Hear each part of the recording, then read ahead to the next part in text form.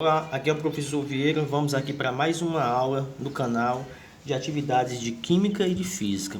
Hoje vamos estar trabalhando a introdução da química orgânica, o conceito, as teorias e o conceito atual, na evolução dessa disciplina.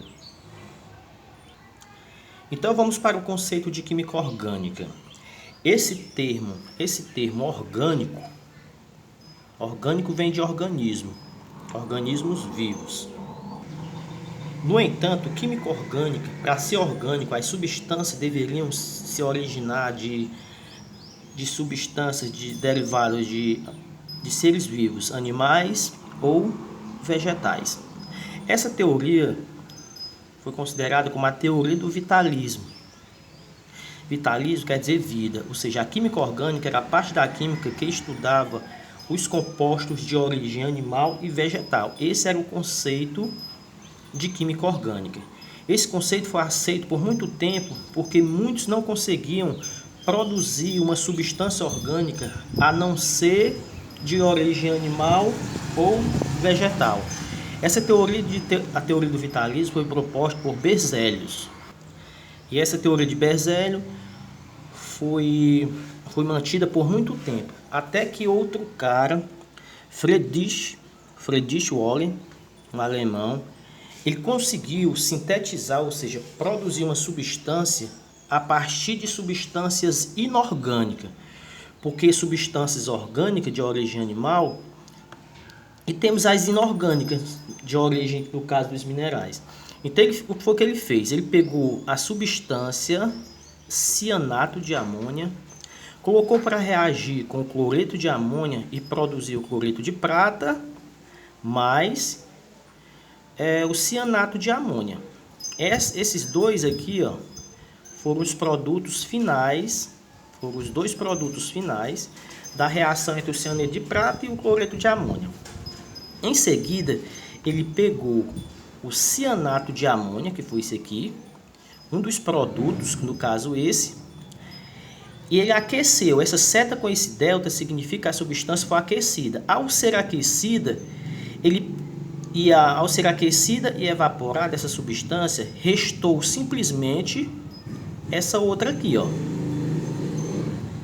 Ela ficou um cristal de sal, onde essa substância, ele fez uma comparação e observou que era, no caso, uma substância que estava presente na urina dos seres humanos e na urina de cachorro, que no caso é a ureia.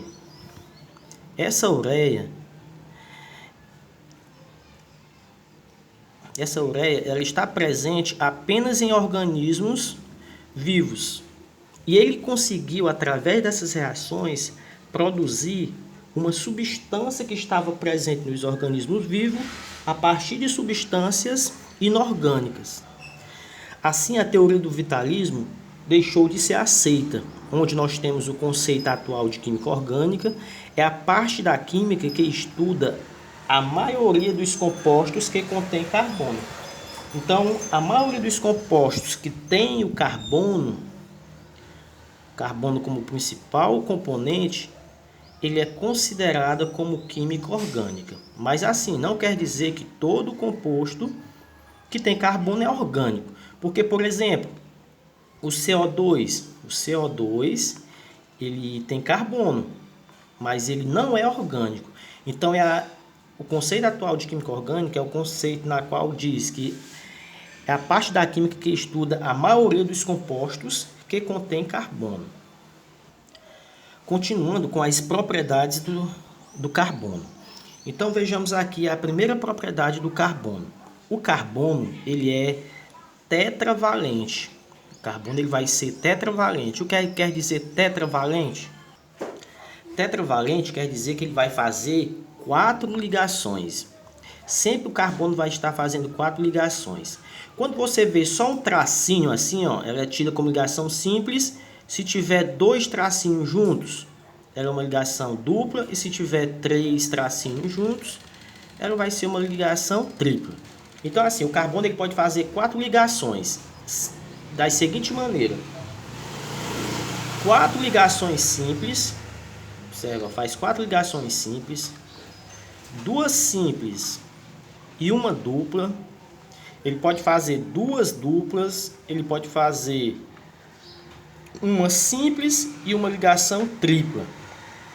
O importante é que essa primeira propriedade você tem que ver que ele é tetravalente. Ele não pode fazer nem mais e nem menos que 4 ligações. Ele vai fazer sempre 4 ligações. Depois vou explicar para vocês o porquê dele fazer essas 4 ligações. A segunda propriedade é a equivalência dos carbonos. Por exemplo, se eu tiver esse composto, nós temos aqui CH, lembrando que ele vai fazer as 4 ligações, observe em torno do carbono, ele vai estar fazendo aqui 4 ligações. 4 ligações simples. Aqui eu vou colocar o cloro. Então imagine aqui, equivalência quer dizer o quê? Que nesse composto, o Cl pode estar em qualquer uma dessas posições aqui. Independente de onde ele esteja, ele continuará sendo a mesma substância. Isso quer dizer a equivalência. Então esse Cl poderia estar no lugar desse H e vice-versa. Poderia estar no lugar desse de cima ou desse aqui da esquerda. Isso é a equivalência. E o encadeamento significa o quê? Que os compostos de carbono, eles podem formar cadeias enormes, sendo que a maioria das substâncias existentes são formadas por longas cadeias de carbono, que no caso é o que está caracterizando a química orgânica, a química que estuda a maioria dos compostos que contém carbono. E para finalizar essa aula de hoje, nós temos aqui a classificação do carbono. Como é que o carbono pode ser classificado? Vimos que os compostos orgânicos, eles podem